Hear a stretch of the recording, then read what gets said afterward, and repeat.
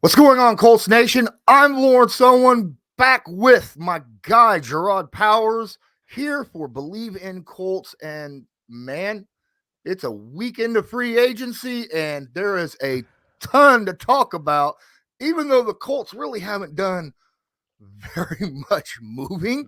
Right. There's reasons for it, I think. I think there's reasons for it, one of which we will get into heavily. But how was your weekend, Jerraud? Weekend was good, man. Kids on spring break, basketball stuff going on, beach trips, all that type of stuff. But the kids did get a stomach virus. A cold tried to creep up on me, but I think I defeated it before it can really settle in. But the week's been good, man. I try not to complain too much. How about yourself? Oh man, if you follow me on Twitter, you know I have been active Locked and in. sitting. Oh my goodness. I I'm trying to stay, on the edge of all the information for people that follow me, and Right. and it's difficult. And I so wish Twitter had notifications that you could set for specific words, right, that come out like Colts sign or something like that. Yeah, but Right. or traded to Colts, or Right. something. But man, they don't have that. Oh well, it is what it is. It's been a long weekend for me. I've known that we were going to be doing this, since about Thursday, when you informed me about your weekend plans, and I've just been sitting here waiting to do this episode. Refreshing that Twitter, refreshing Yeah, that Twitter account every 5 minutes. right, right. Um, but there is also March Madness going on right now. It It's is. that time of the year as college basketball takes center stage with the tournament finally upon us. If you're looking to wager this year, BetOnline is the number one spot for all your updated odds and info, along with great contests, including the bracket contest, where you have a chance to take home the top prize. Head over to the website or use your mobile device to sign up today and receive your 50% welcome bonus on your first deposit. Just use our promo code Bleav, that's BLEAV, to get started. BetOnline is your continued source for all your sports wagering needs, including live betting and your favorite Vegas casino games. BetOnline, where the game starts. Well, it's time to get into that. Let's get to Uh, it. Get to it. Absolutely. Now, there's some questions. Obviously, I dropped on Twitter, Ask Colts Nation for some questions for today's episode. And mainly because, free agency is here and there's so much to get started. I want to know what Colts Nation themselves wanted to hear our thoughts about. And we're going to start off. I'm going to go to the bottom of the list and work my way up. And Alan asks, and this is an interesting question. How many pieces away do you think that the defense is from being one of those all-time dominant defenses like the 85 Bears or the 2000 Ravens or the 13 Seahawks? I think it's close. I like the core. I like the core group that we have because I think guys been together for a few years. When you're with the same core for an amount of years, it's almost as if you don't even you speak that same language, like the chemistry, all those things. It just works like when you're on the field and everything. But I think that we might be maybe a big time safety away. I think we have with Kenny Moore and maybe another corner, big time safety. I think linebacker were good. The D line, I think we got the pieces, there, especially with the trade we just got, the other day. So I think that we're close. I think it's just a matter of us putting it together in the playoffs because normally great defenses define themselves in the playoffs. I mean, you can rank top 5, top 10 every year in the season, but if you don't have any type of hardware at the end of it, that kind of just goes in your memory goes in the back of your memory at the end of the day. So I think we got a good defense. I just think we need to be on that main stage to showcase it because like I said in the last pod, man, when it comes to playoff football, like in the season, everybody try to be pretty, the glitz and glamour, the passing and all that type stuff. But as soon as you get in the playoffs, it goes back to how football was created. Whoever blocks the best, whoever runs the ball, whoever tackles the best is normally the ones that's going to win. And you look at what we have, we got a good defense. We got a good running game. Missing a quarterback, obviously, Chris Ballard. If you're out there listening to this, we're waiting for that quarterback option to come. But I think defenses kind of define themselves on that big stage, and that's where I think we have to be to do that, because I think over the past few years we've had a damn good defense. Oh, absolutely. I utterly agree. I think we're very, very close, if not there. I think we might be one or two pieces away. I mean, you go like look at last year's defense. Well, first off, all those great defenses were good in 2 out of 3 areas, right? They were either good at takeovers and run D, or run D and pass D, but not as good at takeaways, pass D and takeaways. Well, the Colts last year were number 2 in takeaways and like top 10 in run defense, right? So they have 2 out of the 3 pieces. The thing that they really lacked was pass rush, right? That's to help the pass defense, because Jerraud, you were a cornerback, so pass rush is your best friend, right?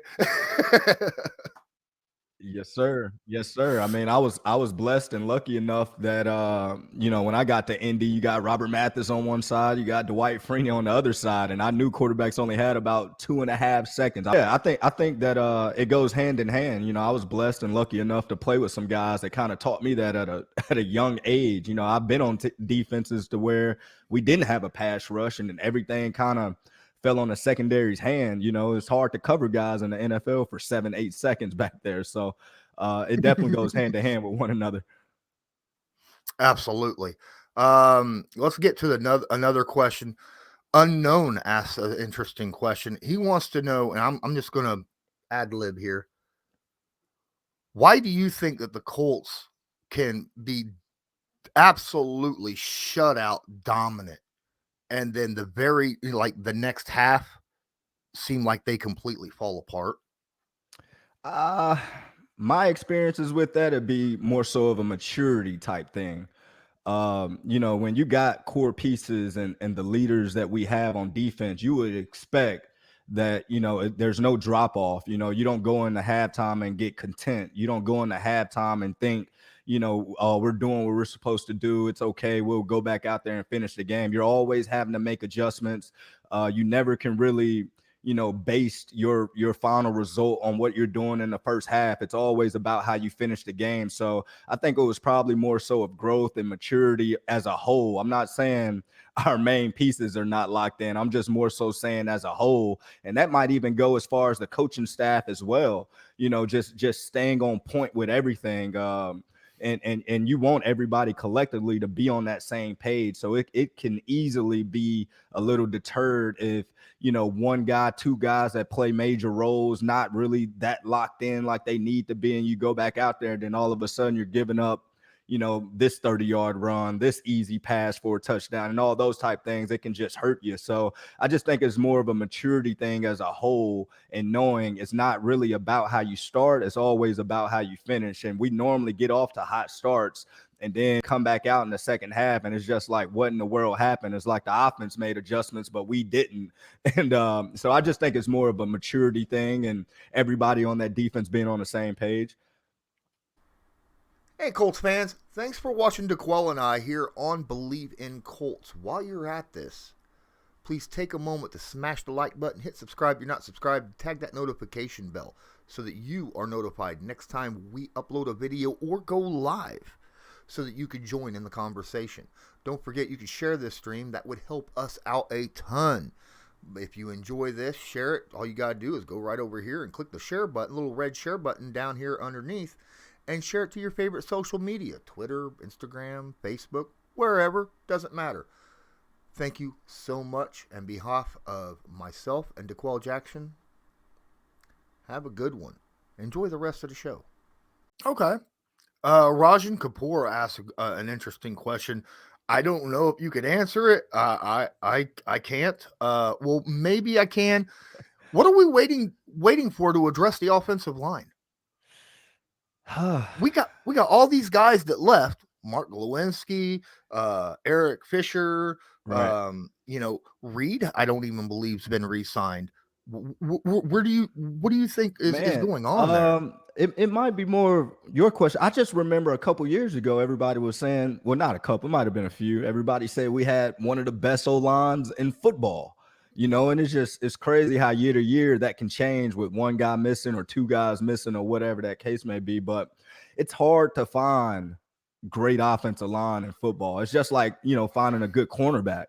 That's why you pay guys those top dollars and all that when you're blessed to find them. It's hard to find good offensive linemen. So when that one core piece or that one all pro or Pro Bowl guy leaves or whatnot, it's just hard to replace that. It might take you a couple years to replace that and get that chemistry.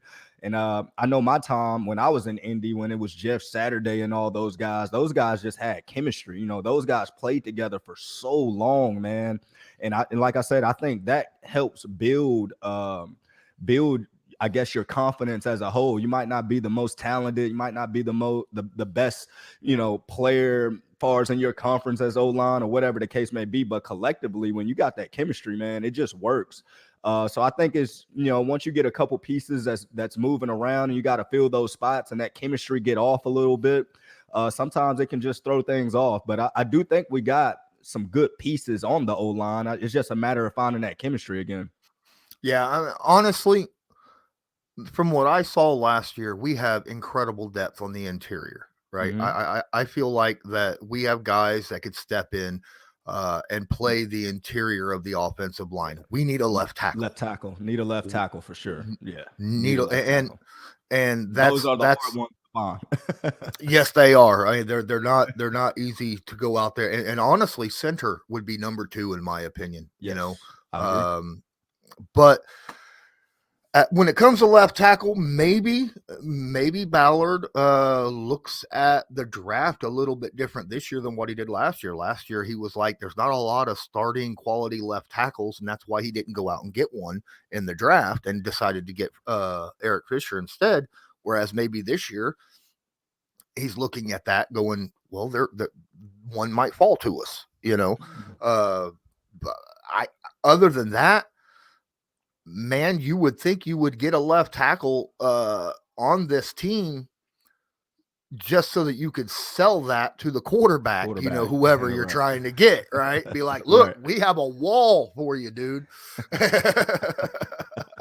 No, that is absolutely on point right there. If our O-line was, where it needs to be as far as the pieces in place, maybe it wouldn't be so hard. Maybe we'll have a quarterback, at the moment. Maybe Carson would have worked out a little bit better, and protected himself a little bit. You just never know. So, it's a couple big time pieces we need on that offensive side. Even though we got, some good pieces, it is some key roles that we have to fill in order to get to where we want to get to. I mean, you're not going to make any type of playoff run without a left tackle. It's just not going to happen. I mean, like I said, when you get in the playoffs, defenses win, man. Defenses make it tough on the offense. And, you need that left tackle and right tackle as well. You need those guys to be able to hold their own. Because I just said earlier, when I played, Dwight Freeney on one side and Robert Mathis on the other. Pick your poison. Like, we knew the situation, and we knew that we might not have been, the best defense in the league, but we knew we was going to create a lot of turnovers, and we knew the quarterback had to get the ball out quick,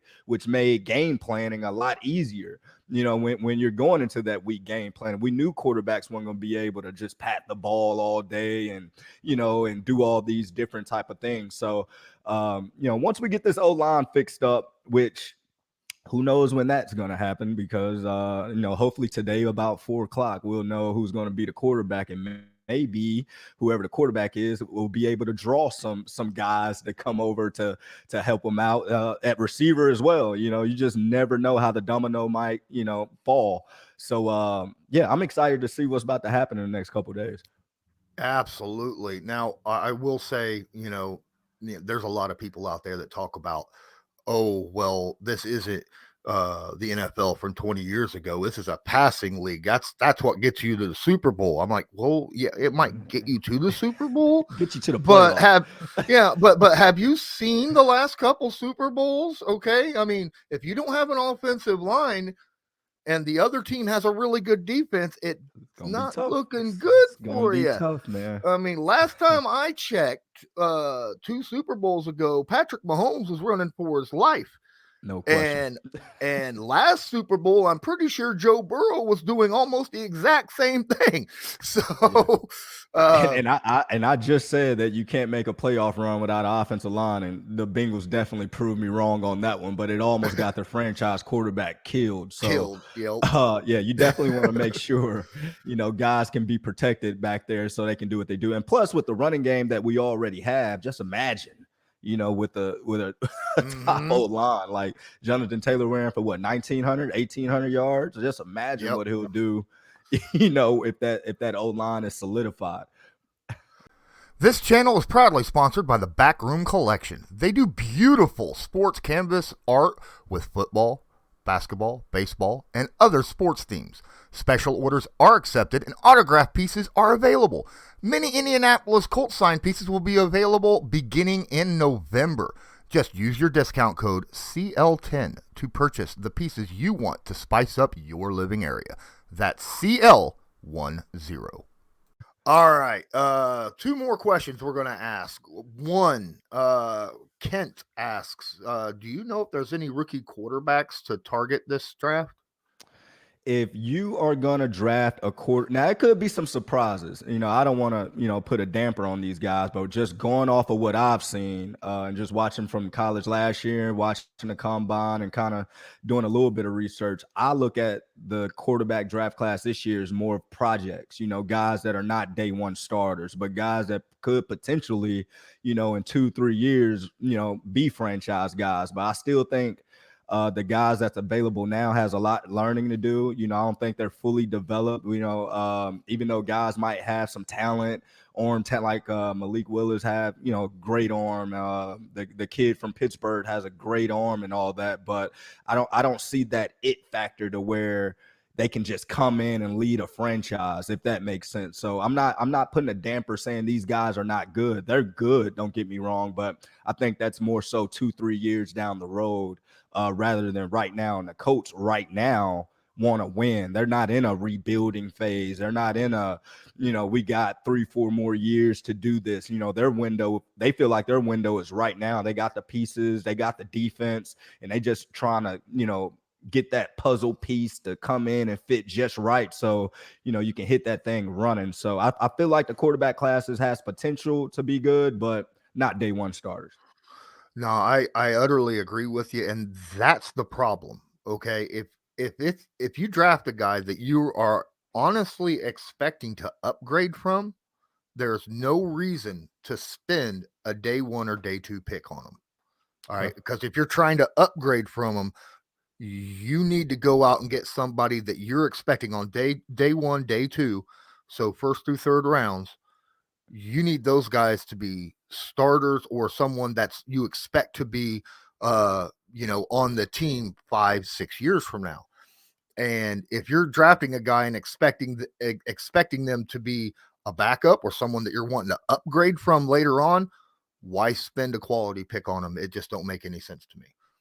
Just to talk about the quarterback situation. So my experience, man, 2011. So when I got to the Colts in 2009, I'm thinking that it's just easy in the NFL. We go 14-0. Jim Caldwell sits the starters the last 2 games. Of course, Peyton's the quarterback for those extra good. But when we got to 2011 and Peyton was injured and couldn't play, that's when I realized how hard it was to find a quarterback that can really lead a team to win. We went from Curtis Painter to Sergio to Kerry Collins to we had like 4 or 5 different quarterbacks that season. And I'm just sitting here just like, oh, it is hard in the NFL. I thought the NFL was freaking easy, So I understand everybody's frustrations, but people have to realize like when you're in the front office, like in Chris Ballard's shoes, and you're limited at options, you have to kind of take your time to make sure we have to bring somebody in that's going to be competitive enough to win games. You don't want to bring anybody in here to where it's going to make this season that you can't get in the playoffs. You don't have a shot with this guy. You want to bring somebody in that's going to, compete for this thing and get you guys in the playoffs. So I understand him taking his time and trying to make sure he find that right guy, but I'm kind of like you in the when are we gonna do it? Like when are you gonna pull the trigger and let the world know what's gonna happen? So again, I'm excited to see what's about to happen, but it's hard to find a quarterback in this league, and if you don't have one, you're not gonna succeed. So you got to do your due diligence and pick the right one. Yes, I completely agree to that. I have nothing extra to add. You really filled that in really, really well. Last question from Twitter, from the noob. Love that name. Just, yeah, we'll work with that.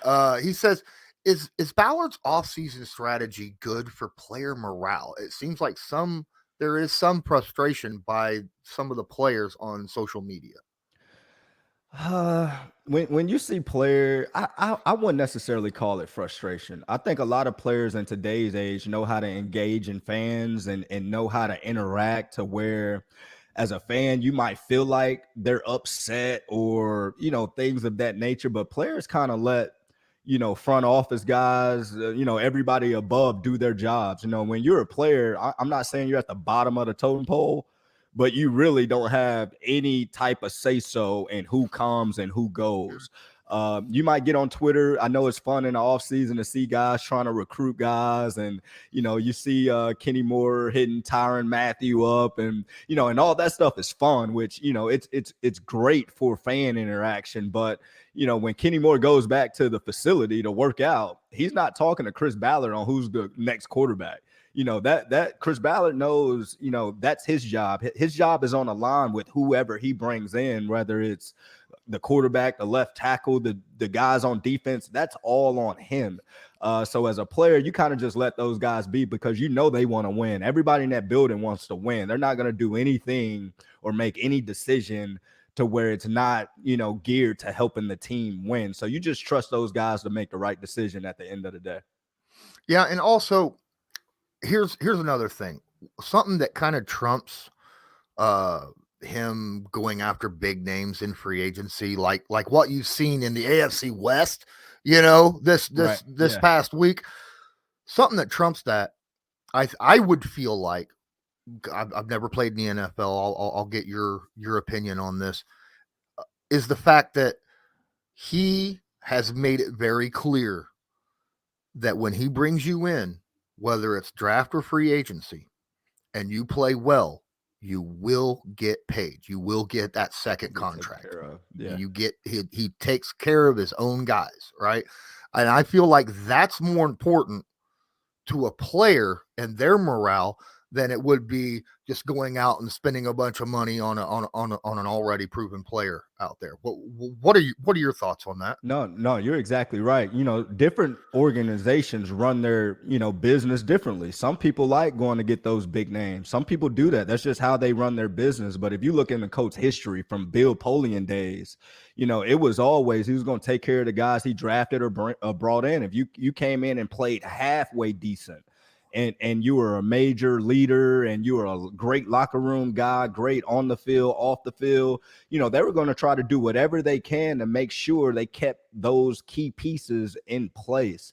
And I think Chris Ballard, then when you go to Ron Grigson, it was a little different. He went for the big name guys and it didn't work. It just didn't work. And obviously he lost his job. So when you get Chris Ballard back in the fold, maybe it was Irsay that's saying like, yo, we're not doing that again. We're going to go back to our old rules, our old habits. But as a player coming into the organization, and that it's a different type of comfort, a different type of I don't know the word I'm looking for, but you want to be a part of something like that, to where you know you're going to get rewarded by the team that drafted you or the team that brought you in if you just do your job.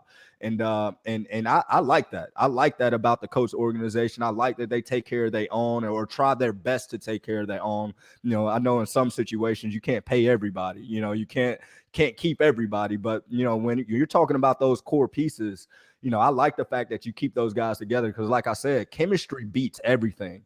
Like, chemistry will take you a long way, man. And I think that's what we have, you know, with the Colts. And you know, especially you look at that defense, you look at, you know, some of the young guys that's now starting to emerge as the new faces of, you know, the coach. Like I say, the Jonathan Taylors, the Michael Pittmans, and all these guys that's coming into these next years.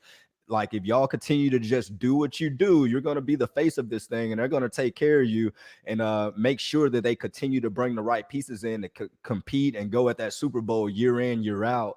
It's just, Chris is just in a tough situation, man, with the QB spot, you know, because, you know, Bill Polian never had to worry about a quarterback. You know, it was always just, we just need this piece or that piece.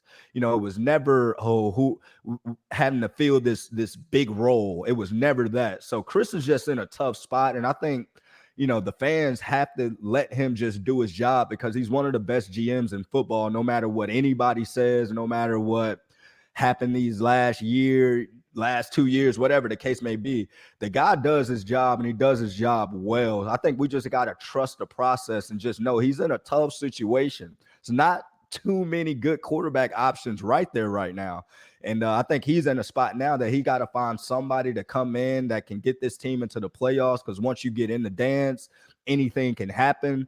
But going forward, you want to have a guy that you know is going to be, you know, under the center for the next 10 years, the next 12 years, or whatever the case may be. And that might have to take another year to find that. You know, I'm not sure if Baker Mayfield comes, this is the guy that we want at quarterback for the next 10 years. You know, I'm just not sure off of what we've seen with the Browns. Yeah, I think Baker can come in and help us be very competitive and help us, you know, do some things, which is, if he does, maybe then, yeah, now we can look at Baker as the franchise. But any quarterback that comes to Indy, knowing that the I guess the mindset of the fans when it comes to the quarterback position, because we've all been spoiled by Peyton Manning and Andrew Luck and the great play and all that type of stuff. It's going to be tough. It's going to be tough for guys to come in and fill those shoes, but just because it's never going to be good enough, you know, to fans, unless, you know, we're competing for that thing, and you know, we're in the playoffs every year, and we got a shot at the Super Bowl. Yep. And that gets us into that quarterback discussion. That's what everybody's sitting here waiting for. I'm almost 100% sure on that. And that's what we're going to get into. You kind of dove into a little bit with Baker Mayfield. A lot of people want to say that Baker is like Wentz 2.0, right? And I'm gonna push back. Baker's my number one choice. Ryan's my number two. I respect the opinions of others. That's fine. Oh yeah, of course. Everybody's allowed their own opinion. I look at Baker. I see a competitor. I see a guy who wants to go out there and win and do everything he can for his team. Does he have a personality? Absolutely. Everybody has a personality. You know, his just might be a little bit more out there. That's right. Fine. Right. I don't see his personality as something that is detrimental to the team, though. You know what I mean? What I do see from him, he came in as a rookie, played very good as a rookie. Very, very good. His second year as offensive line, all kind of injuries, problems. He took a dip that year. And then in 2020, came out, played phenomenal football. I think he was 11-6, went to the playoffs, won a playoff game. Beat Pittsburgh by the worst margin they ever had as a franchise, right? Against that defense. Yeah, he scored over 40 points against that defense. That's impressive. And then last year, injuries really hurt him. I can't look at last year's performance, because it was like week 1 or week 2 that Baker ended up tearing his labrum, right? So you can't look at that and go, well, that's what you get from Baker Mayfield. You know, just Throw that out. But that's how I see it. I think the other thing I like about him, he's on his 5th-year option. He's under $19 million a year. You bring him in, you let him play. If he plays well, you can extend him at any time. Yeah. And If you like what you see from him during training camp, you could just be like, dude, here's a contract. Here's an extension offer, right? Right. Or something of that nature. But if he doesn't play well, You move let on. him walk. Yeah. Right. Won't cost you anything. Will it cost a little bit of a draft pick? Absolutely. But most of the guys out there that's worth getting is going to right now. Right. Because there's, whether you're looking at Matt Ryan or whether you're looking at Baker Mayfield, either of those guys, in my opinion, or Jimmy G. I'm not a fan of getting Jimmy G personally, but even if you do, it's going to cost you a draft pick. Right. See, so my take on that is, my opinion of Baker is not his play.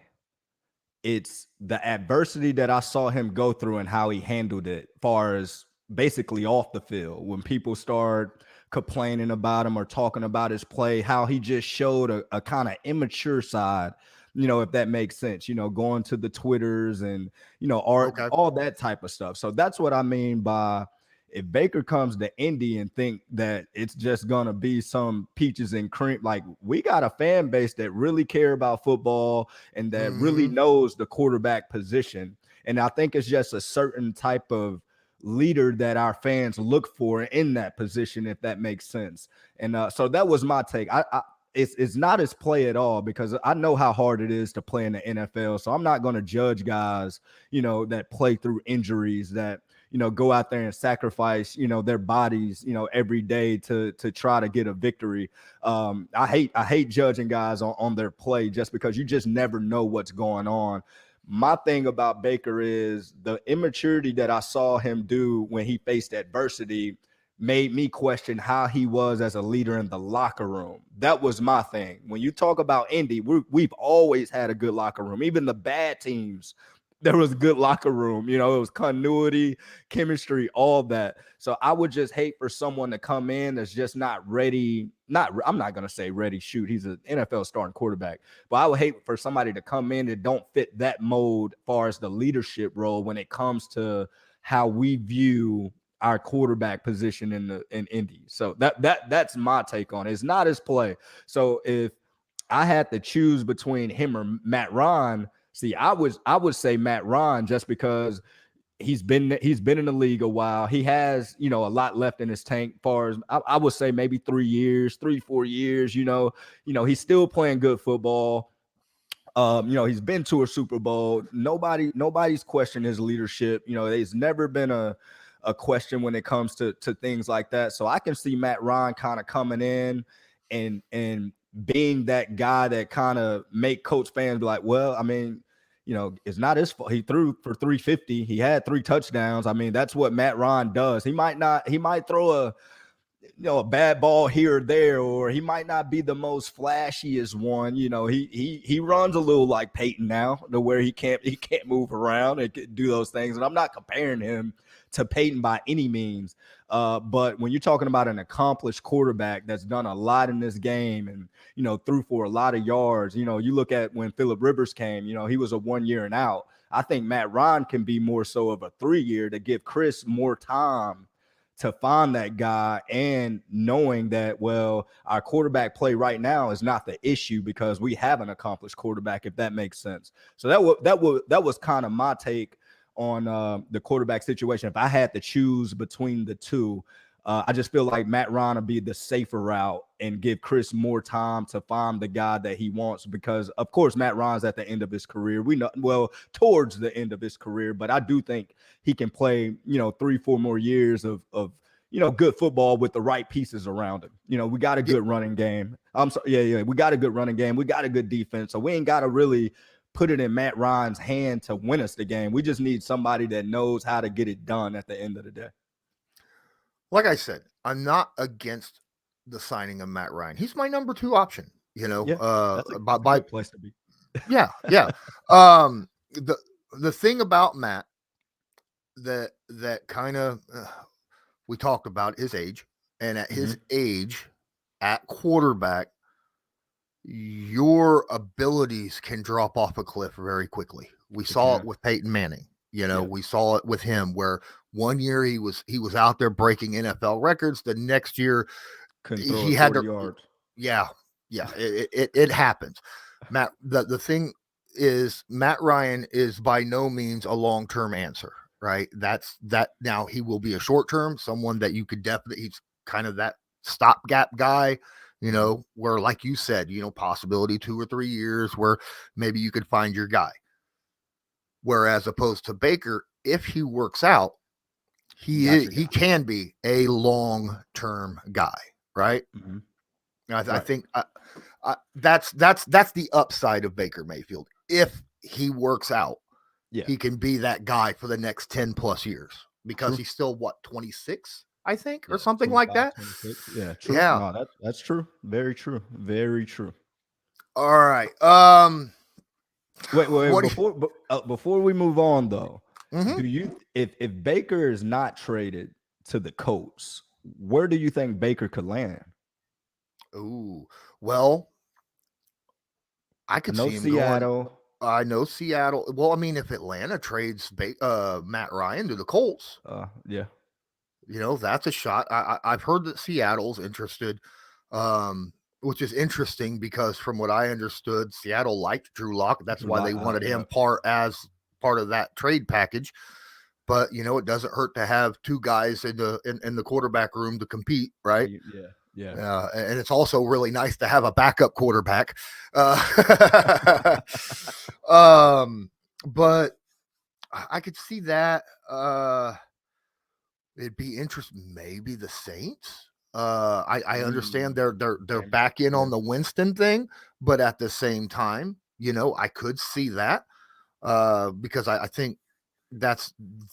I mean, honestly, Baker and Drew could very similar, height wise, not necessarily skill set, but Yeah. I feel like Baker would work well with that team more so than Seattle because Seattle's offensive line, especially, is Dwayne Brown leaving? Has he left? Is he now signed with somebody else? I don't know, but I know that he was looking for some. That offensive line is not good.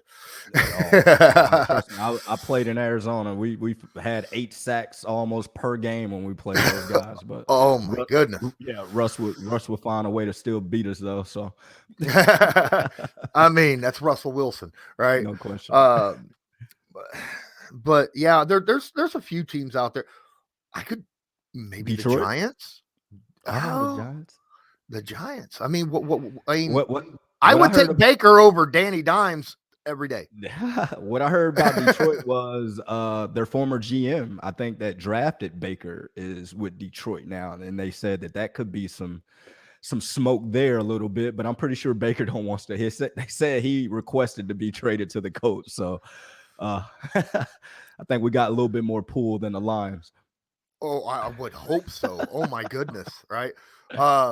It's just like when Watson got traded, he put out I want a team with a good offensive line, and a good defense and good coaching, right? Right. That Right. was and that's pretty much any quarterback, right? Yep. That's Now the case. granted, would you like to have some weapons on offense? Sure, Yeah. but as a quarterback, you want a good offensive line. You want a defense that'll make you not have to put the game on your back all day long. And then coaching is so Yeah. important, no matter Structure. what. Exactly. I, So, s- I still think Jonathan Taylor, man, is gonna be the sweet cupcake that makes people want to come to the coach. Like when you talk about having a good running game, man, like, and it don't have to be in your hands because I like say Baker do come to the coach. I feel like it's not going to be Baker as the face of the team. I think Jonathan Taylor is established himself like, hey, this thing runs through me now. Like I proved last year that I can get this thing, 20 touches a game, 25 touches a game, and we're normally gonna come out on top if we do that. I remember we came to the Chiefs game and there's fans in the stands screaming, like, why is it Jonathan Taylor getting the ball? Why aren't we giving Jonathan Taylor the ball? So I feel like going into this offseason, going into next season, he's gonna be, first option. like he's established himself as first option. So any quarterback that comes in has to have some type of, sigh of relief that, I don't have to, throw the ball 50 times a game to win. Like we got a Mhm. good running game. It's more so let's manage. And when the big plays and the big opportunities come, I have to be ready to make those big throws and do that. But good defense, good run game, that equals success at the end of the day. Absolutely, it does. Now, a lot of people want to, especially Colts Nation. I've had asked questions about why hasn't Ballard went out and gotten wide receivers. Well, first off, you just talked about, the selling point for a Right. quarterback is the offensive line and a running game. And I'm telling you right now, the selling point for a wide receiver is the quarterback. Quarterback. Okay. Yeah. By far, no wide receiver that is worth their salt is going to want to come to a team where currently your starting quarterback is Sam Ellinger. Okay. Yeah. No offense to No Sam, offense to Sam. just Yeah. saying. And then on top of that, it makes it difficult on a GM to go out and get any wide receivers if you don't know what kind of quarterback you have. Mhm. Like, if you got a quarterback like, let's say, Jimmy Garoppolo, right? You're going to go after a much different style receiver for his assets, Yeah. the That what he fits his style. plays, than what you would if it was a Matt Ryan or a Baker Mayfield, right? It's just different. Um, you're not going to get a burner that goes down the field 50-50 catcher all the way down the field all the time with a Jimmy Garoppolo. That's not his style. He wants those little quick guys that can get in and out of cuts and breaks early in their routes, get them the ball and try to get yak yardage, right? That's the kind of guy that you want to go with a Jimmy Garoppolo, where so there's a difference there. So absolutely, the quarterback has to be figured out soon for the Indianapolis Colts if Ballard is to move on with this, offensive free agency. Right. Uh, Even draft, he definitely has to have it before the draft. No, no But question.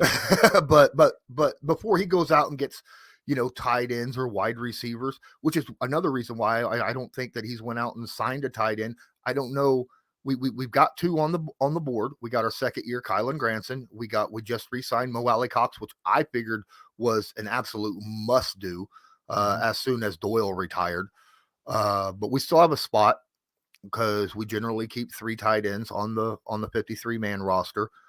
He might like somebody in a draft Yeah. because It right it was some now there's not speed. a It was some speed in the draft from that wide receiver class. And then, mm-hmm, like I said, when you look at, the year Michael Pittman had, Ballard might be looking at it more so. He's expecting a huge jump from him this coming season, so he can, maybe go into the draft if he gets the quarterback that he wants, right now, and you got a running game. He might be thinking that first round pick.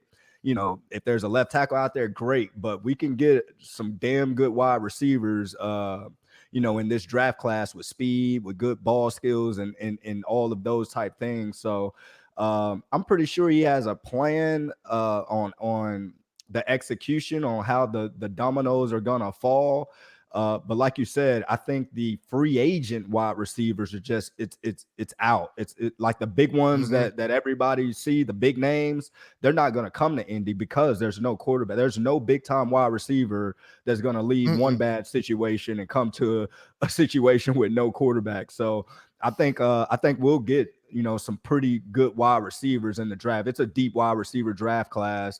Well, just off of what I saw at the combine, I mean, it was 4.2, mm-hmm, 4.3 all over it. So I think he can definitely get some speed on the offensive side of the ball. Like you say, Ty, been banged up the past few years, so he knows he has to upgrade that wide receiver room.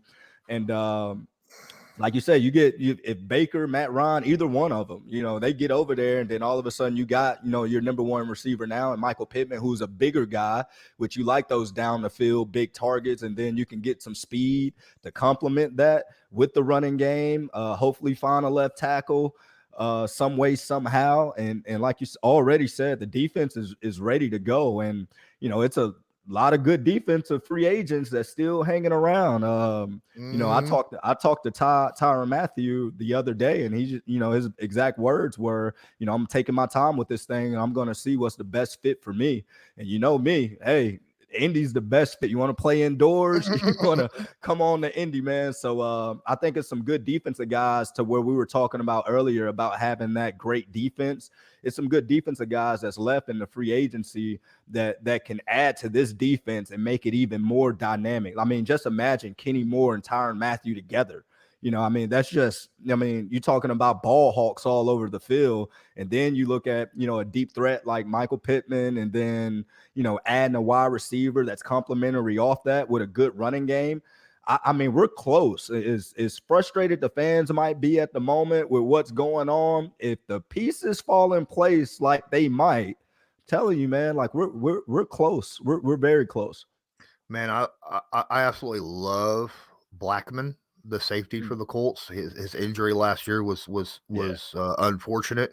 Uh, and Tyrann's, that's his spot, is a free safety. So Yeah, I don't, free.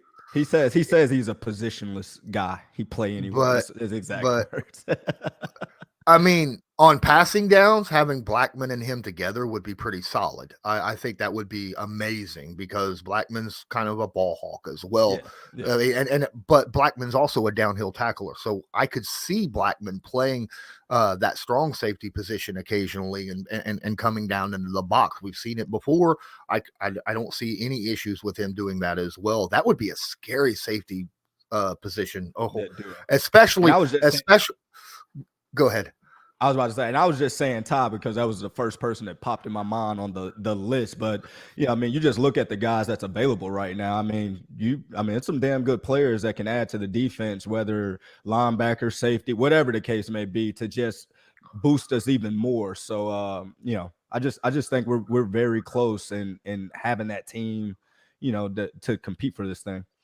Oh well, yeah. With Yannick sitting beside Buckner, Pay on the other end, Grover Stewart in the middle, plus the depth that we have on the defensive line.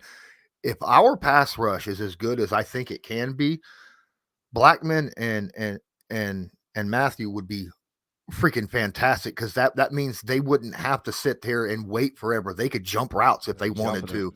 Yeah. Yo, my goodness. That, and you thought that we had a lot of turnovers last year? Oh my And then you're goodness. talking about, like, I know we're talking about Ty right now, but I mean, you're talking about a guy that's a Super Bowl champion, a guy that's, you know, been there and done it. And, you know, right now we want that energy in our locker room. We want somebody that knows, like, nah, this is what we got to do. This is getting over the hump, you know. So we need, you know, more of those guys that's been winning and knowing, you know, the struggles and getting over adversity and all that. So and that's my guy. That's the only reason I brought him up. But I just thought he would be a good fit, you know, with what we have. So Where did his nickname come from? I was always curious about that. I think when he was in college, somebody had asked him one time that he knew what a honey badger was or whatnot, and he didn't. And he was just they were talking about how quick they were, you know, as far as instinctively and all that type of stuff. And then in the next year, that summer, he dyed his hair blonde to resemble a honey badger. Just imagine if the NIL was going on back then. There's no telling how much money Tyrann would have made in college. But yeah, I think somebody just compared his attributes to a badger, and he kind of just ran with it. He ran with the name. Oh, there you go. It's worked out, because more people know him by his nickname, I think, nowadays, than That's what true. they do his real name. Um, well, I think that's pretty much. I think we've covered just about everything we need to cover right now. Is there anything else you want to throw in before we end this? Nah, man. I'm just 4 o'clock today, right? I'm just you know, I'm just That's counting. I'm counting this thing down to where I'm gonna have to text you and be like, "Hey, we got to get back on." So right.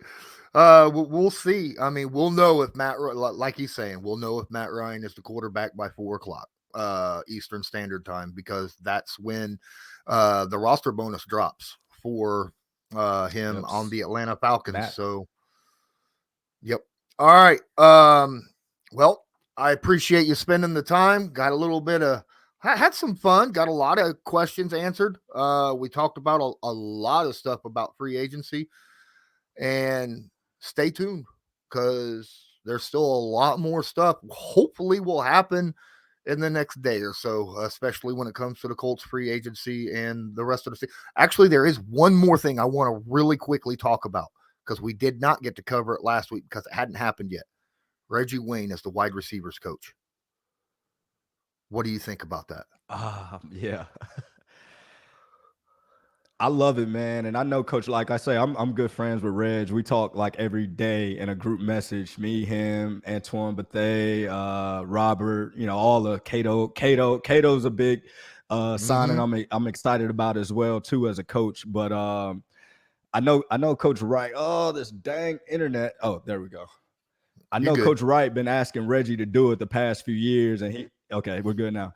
I'm excited about Cato and Reggie. Like I said, we all talk every day, and I know Coach Wright been asking Reggie to do it for a while, and I've been telling him, man, like, that's you got to do it. And I think he had to get over of seeing people in his eyes. Like, he always judged receivers off of him, and I always tell him, like, it's only one Reggie Wayne, man. You can't look at these guys and think they know it all like you. But I think he's going to be a hell of a coach because he brings that experience. But mentality-wise, he's going to bring a toughness to that room. Reggie never missed practice, always went 100%. I don't even think he missed many games unless it was the ACL he had that one year when he tore that. But, he's going to bring that hard work, dedication, be committed, back to that room. And I'm excited about it.